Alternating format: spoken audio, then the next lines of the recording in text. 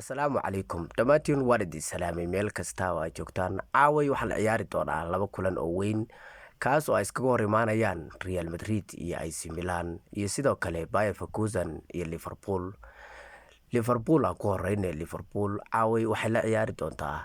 Bayer Leverkusen. Xavi Alonso wuxuu booqday garoonkii Anfield oo asagoo Balayer ah ay ugu dambeysay hase ahaatee asagoo macallin ah ayuu Anfield caaway kusoo ciyaari doonaa kaas oo aan arki doono waxa uu kala imaado hase ahaatee reer Liverpool waxaan weydiinayaa kulankan maxaad ka filaysaan. Dhaga kale AC Milan iyo Real Madrid way ciyaari doonaan labadan kooxood inay iska hor imaadaan Champions League ama koob kale waxa ugu dambeysay 2009 iyo 2010 kaas oo gurubyada ay isku arkeen afartii kulan ee guruubada ay isku arkeen halka ciyaartii ugu horeysay 2009 ee garoonka Real Madrid lagu ciyaaray AC Milan ay 3-2 ku adkaatay kulankii kale ay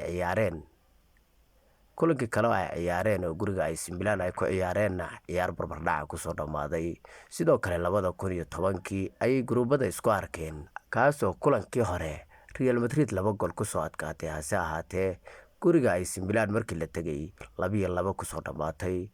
wixii ka dambeeyay 4 game oo saaxiibtinimo ayay ciyaareen oo ugu dambeysay fasaxii hadda laga soo laabtay ee Mareykanka ay ku ciyaareen hase ahaatee kulamadii saaxiibtinimo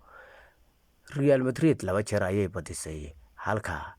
kooxda AC Milan 2 jeer ay badisay inay is arkaan mar hore ugu dambeysay hase ahaatee kulankan AC Milan 3 dhibcood ayay leedahay booska 25aadna championka waa ay ka joogtaa halka Real Madrid booska 13aad ay ka joogto 6 dhibcoodna ay leedahay. Labada kooxood baa waxay isku dayi doonaan inay dhibcaha kala qaataan hase ahaatee maxaad ku saadaalinaysaa kulanka intuusan soo gelin kahor.